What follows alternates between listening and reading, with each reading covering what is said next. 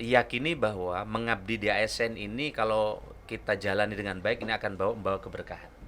Karena disinilah kita berkesempatan untuk kita bisa bangga melayani bangsa.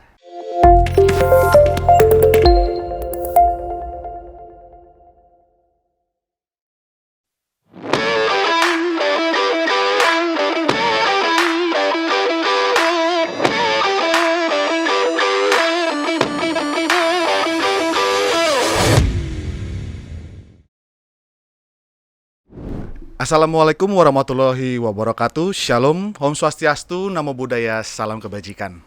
Perkenalkan, saya Maurice Jonathan dari Komisi Aparatur Sipil Negara. Kebetulan hari ini kita adalah acara launching dari podcast Bisik, yaitu podcast Bincang Asik. Bisik itu bukan berarti kita diam-diam, tapi kita malah mau mengubah stigma bisik itu kita jadi berbincang asiknya. Kebetulan hari ini memang adalah di acara launching pertama kita. Ini kita kedatangan tamu yang sangat spesial. Jadi saya sendiri sebenarnya deg-degan sekali nih untuk ngobrol sama Bapak. Jadi perkenalkan di sini ada Bapak Menteri dari Pendayagunaan Aparatur Negara dan Reformasi Birokrasi, Bapak Abdullah Azwar Anas. Perkenalkan Pak, saya Maurice Jonathan, saya analis publikasi, saya izin berbincang dikit ya Pak ya. Baik Pak. Terima kasih Pak. Kita langsung ke topik aja Pak. Mengenai Pak kegiatan hari ini, ya Bapak tadi sudah menyaksikan dan mengikuti dari pagi dan juga sampai penyelesaiannya Pak, sampai penutupan. Ya boleh sedikit Pak pendapat Bapak tentang kegiatan hari ini Pak? Ya, terima kasih. Assalamualaikum warahmatullahi wabarakatuh. Selamat siang teman-teman sekalian dan seluruh yang mengakses channel ini. Pertama saya mengapresiasi acara ini ya. Acara ini bersahaja, sederhana tapi kontennya oke menurut saya. Apalagi ada 7 resolusi KSN tadi. Tentu di tengah keterbatasan KSN tapi fungsi-fungsinya harapannya kan bisa terus optimal, bisa memenuhi sebagaimana diamanatkan oleh undang-undang. Dan yang paling penting adalah KSN ini tetap optimis, bersemangat di tengah berbagai keterbatasan untuk mendorong agar teman-teman ASN di Indonesia ini ke depan bisa bekerja dengan dampak yang terukur. Baik, itu berarti memang kita nantinya Pak diharapkan di masa mendatang itu Pak kita berkolaborasi ya Pak ya. Ya, saya kira tidak ada pilihan kecuali kolaborasi di paguyuban ini seperti di 7 resolusi tadi. Apalagi ke depan sistem pemerintah berbasis elektronik itu memandatkan kita terintegrasi. Boleh ada aplikasi tapi aplikasi ke depan satu pintu. Saya sudah sampaikan tadi ke Pak Kepala KSN, ini kan banyak aplikasi, ada sisi macam-macam. Kalau bisa begitu masuk satu layanan tapi bisa masuk ke tempat sehingga orang tidak perlu lagi harus keluar baru masuk lagi. Berarti nanti semuanya itu semakin hitungan detik ya Pak ya. Hitungan ya pokoknya cepat lah. Jadi kita nggak ada lagi buka satu-satu lagi, semuanya nanti. Karena di luar kita gitu sekarang semuanya orang ketika bicara urusan pribadi kan selesai di handphone, rekening semua. Tapi kenapa begitu urusan publik kok rumit? Nah inilah jadi PR kita dan salah satunya adalah KSN. Di satu sisi KSN ini harus tegas, tapi di sisi lain KSN ini kan harus membina dan komunikatif ke bawah. Baik. Mungkin ini Pak kita agak sedikit lari dari topik hari ini Pak. Harapan Bapak untuk ASN secara besar nih Pak di masa mendatang tuh apa ya Pak ya? Ya, harapan Pak Presiden tentu ASN ini kita bisa berkelas dunia ya, kompetitif, transformatif, kemudian mereka memaham tentang digital dan seterusnya. Nah, tantangan di luar kita ini kan gede banget sekarang, masalahnya banyak, dinamis. Bahkan sekarang di luar ASN ini dunianya juga sudah berubah, cara kerjanya juga sudah berubah. Nah, oleh karena itu maka kita sekarang ini sedang mendorong apa yang disebut dengan reformasi birokrasi berdampak. Jadi kita ini dampaknya harus jelas. Jangan RB reformasi birokrasi kita asik di hulu, asik di sistem ke dalam. Jangan-jangan kita sibuk pagi sampai sore ini aktivitas, jangan-jangan dampak kerayanya nggak banyak. Kita sibuk di tempat kita masing-masing. Atau lebih ekstrim lagi, jangan-jangan mereka tanpa deputi ini, tanpa lembaga ini, jangan-jangan Indonesia tetap aja ada meskipun tanpa ini. Nah, oleh karena itu maka fokus kita, harapan kita kepada ASN di Indonesia ke depan birokrasi ini berdampak. Tentu meritokrasinya harus bagus. Maka KSN berperan di tempat ini untuk mengawal ini. Karena tidak semua proses meritokrasi di daerah-daerah ini berjalan dengan baik, apalagi seiring dengan otonomi daerah. Di satu sisi otonomi daerah memberi cek yang luar biasa ke daerah untuk berimprove membangun, tapi di sisi lain mereka juga perlu dikawal. Salah satunya adalah oleh KASN. Nah, kalau ASN-nya kita ke depan melayani digital, kan digital menjadi target. Jadi ada 3 RB tematik. Pertama adalah RB mendorong kemiskinan. Jadi sibuk kita sampai malam ini harus bisa mendorong kemiskinan berkurang. Yang kedua, investasi. Birokrasi di daerah, kementerian harus mendorong sibuk kita siang malam, investasi tambah. Iya, pasti. Karena kalau investasi tambah, izin mudah, lapangan pekerjaan akan bertambah. Nah, Kalau lapangan pekerjaan bertambah, orang ke depan akan kurang yang miskin, pendapatan rendah. Yang ketiga adalah digitalisasi. Nah, digitalisasi ini menjadi target RB.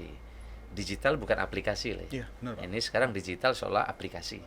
Ini bagaimana digitalisasi mengintegrasikan dengan cara yang mudah. Karena kalau digitalisasi jalan, pelayanan pasti cepat. Ya. Yang kedua, pasti mudah. Yang ketiga, akuntabel. Nah, ini yang penting. Karena ke depan kalau nggak digitalisasi, nambah orang terus. Iya, pasti. Nah, kalau digitalisasi jalan, kita udah hitung 5 tahun ke depan, kita akan mampu mengurangi tenaga teknis administratif 30% dari 1,6 juta. Jadi 1,6 juta itu tenaga administrasi gede banget kita. Nah, ini bisa dikurangi karena dengan digitalisasi. Yang berikutnya tentu ke depan akan lebih cepat pelayanannya. Dan yang terakhir dari RB tematik itu adalah target prioritas Presiden belanja produk dalam negeri lewat e-katalog Ya, dan pengendalian inflasi. Nah, kalau belanja produk dalam negerinya tumbuh, target Presiden itu sampai 800 triliun, ini maka produk lokal akan terserap. Kalau produk lokal akan terserap, maka ekonomi akan tumbuh. Tentu pada saat yang sama produk impornya harus dibatasi. Maka ketika sebelum saya jadi Menpan RB, ketika saya jadi kepala LKPP, kami bekukan 14.000 produk impor di e-katalog. benar. Nah, tentu ke depan terus akan bertambah. Nah, kalau didorong dampak ke rakyatnya akan banyak. Mbok yem yunah yutun produknya di daerah akan kebeli. Pasti. Mebel misalnya, orang misalnya di luar Jawa nggak harus semua beli di Jawa. Mebel yang ada di kabupaten itu bisa tinggal naik e-katalog dan seterusnya dan seterusnya. Saya kira itu.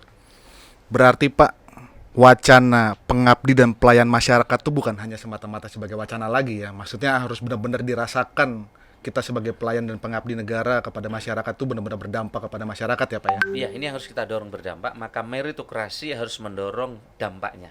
Jangan sampai kita juga asik di meritokrasinya, prosesnya hebat, bagus, tapi dampaknya nggak terukur dengan baik. Kita berharap meritokrasi sistemnya bagus, milih orang bagus, tapi dampaknya juga bagus. Kita tidak hanya milih orang yang bagus prosesnya, di situ aja di dalam, tapi untuk mengeksekusi dampak ke rakyatnya kurang. Kita pingin paralel, meritokrasinya bagus, tapi dampaknya juga bagus. Oke. Gitu ya, saya Itu kira ya. singkat luar biasa Oke, Pak. sama-sama. Mungkin nih Pak penutup terakhir. Oke. Untuk kami yang muda-muda ini Pak, ada yang ingin Bapak sampaikan kami sebagai ASN Iya. muda-muda ini Pak? Ini adalah kesempatan ladang yang luas bagi anak-anak muda yang ada di ASN.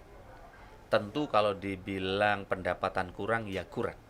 Tapi dibilang cukup, ya cukup. Ini tergantung kita. Tergantung lifestyle, gaya hidup kita. Cukup nggak cukup itu kan gaya hidup kan? Ya, benar, Iya Pak. toh? Iya toh? Nah, dulu waktu naik Avanza cukup.